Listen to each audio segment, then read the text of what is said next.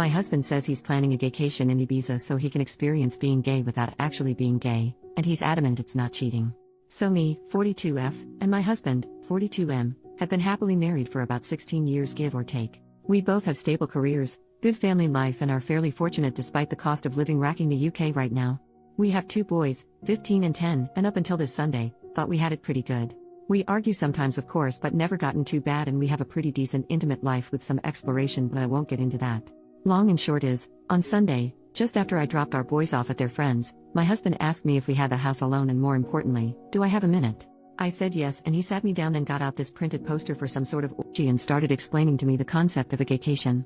How it's where straight men go to somewhere with sun, sand and booze and become gay for the duration of the trip but that's fine because it doesn't actually count, because what happens on the gaycation, stays on the gaycation. I was just completely silent and mortified, even more so when he said he was looking into booking a trip to Ibiza next year with his brother-in-law who is 35, his sister's husband, to experience it for himself. When he finally let me speak I just said, I need him to be clear with me, is he gay? Because if yes, that's okay but we need to figure out what happens going forward. I didn't let myself get angry or upset, I was just stunned. He swore up and down how he's not gay and he's 100% attracted to women and of course still loves me and our boys. So I said well do you think you're bi maybe and he got very defensive, saying how I need to drop the accusations and that this is the beauty of the gaycation, it allows straight men to experience gayness without actually being gay and how it's like going to an aquarium? And again he was adamant he doesn't find men's bodies or genitalia exciting at all, but he needs to experience this apparently. I said well I'm really not comfortable because even if he was bi, this would be explicitly cheating on me and he got angry and reiterated he's not, because that's the beauty of the gaycation etc. I just had enough and left the room. I ignored him for the rest of the day but we spoke at tea where I again asked him, why does he want to do this so bad if he's not gay? He said how he's interested in how gay men's lives differ to straight men's and that unfortunately, once the gaycation begins, it's simply impossible for a man to resist, and he must surrender himself mind, body and soul to the gaycation or be destroyed. I really can't put into words how surreal it was, because he was speaking so matter-of-factly and he again insists this is a thing that straight men do all the time and how he's actually doing it a bit late. I just said to him if he has any love for me then he can't go ahead with this and if he does, the marriage will be dead. We didn't speak anymore after that. Since then he's mentioned no more of it but somehow, and this is what scares me a lot too, that decision genuinely seems to be tearing him up. He didn't go into work on Monday, and only went in half a day yesterday, because he told them he just felt too ill and he just looks distraught every time I see him. I really don't think he's wholly gay though I can absolutely believe he's bi, but I'd rather we talked about that in a healthy way rather than this incredibly weird denialism around going on an intimate holiday to Ibiza. Has anyone known straight guys to do this and come back and just go back to being straight? Like surely that can't be a thing that happens. I'm so out of my depth here and I just don't know how to even initiate the conversation. For the record I also haven't mentioned it to his sister yet, I don't know how I'd even break it to her. Thanks for any help, I just don't even want to think so being able to get this out there has helped even just a little bit. Edit. Wow this blew up. This has been incredibly sobering and I think I've now confirmed what I already knew to be the case. The marriage is dead, one way or another. In a way I was in denial myself about that. I have contacted my sister-in-law and she initially screamed at me, calling me a liar and even insinuated I was trying to steal her husband. She rang me back shortly after, apologized and admitted she was in deep shock. I have asked my parents to look after the boys and we're going to meet tomorrow to discuss this deeper. I have also texted my husband and told him he will need to make alternative accommodation arrangements but he will not be sleeping here tonight and a bag will be waiting for him. I think I've got my answers. Thank you for all the kind words, you all gave me the good dose of reality I needed. P.S. I see a lot of people asking about the aquarium and at risk of doxing myself, there is a pretty famous aquarium in the UK called the Deep. At the very end you walk through a tunnel that goes underneath the main fish tank so it's quite immersive I suppose. My husband explained the aquarium thing and that it's a bit like that.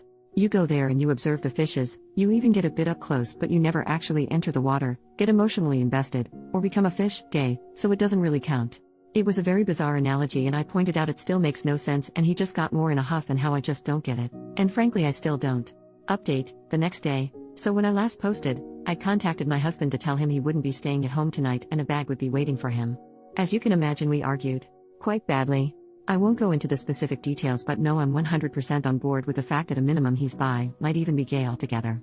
We've had arguments in the past but I've genuinely never seen him have such a childish tantrum before, screaming about how I just don't understand the gaycation, absolutely despise that phrase now, and insinuating I'm actually homophobic because I refuse to allow him to participate in this cultural exchange with the gay community.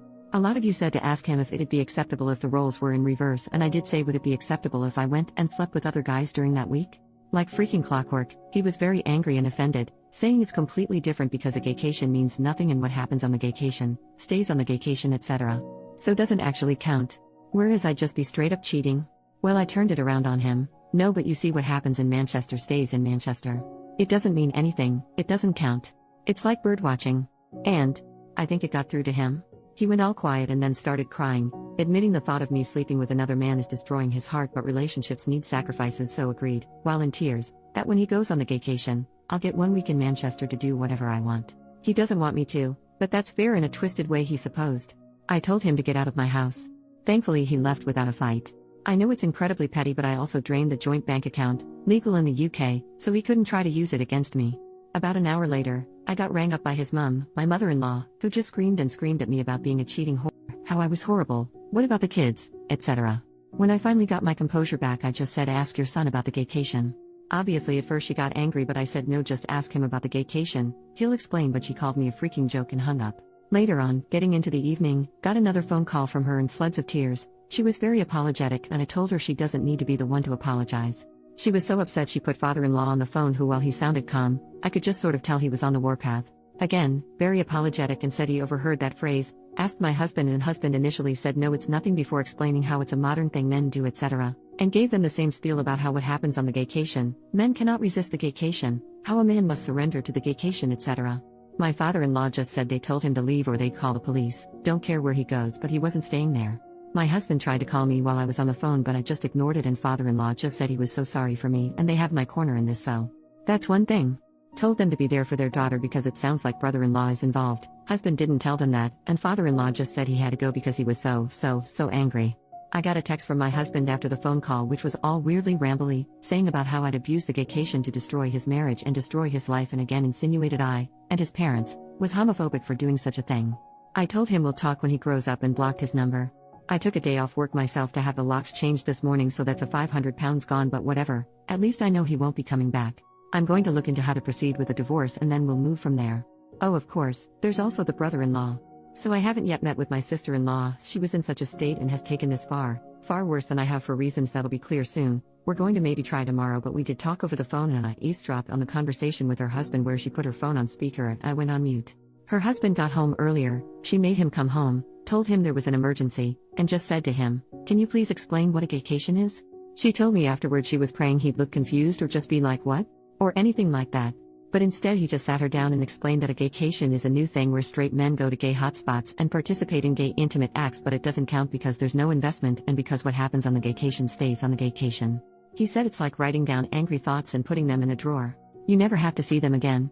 The whole time, sister-in-law is in tears as he just calmly bats off the same points my husband did about how it doesn't count, and he even did the whole it's impossible to resist, you must surrender or be destroyed crap.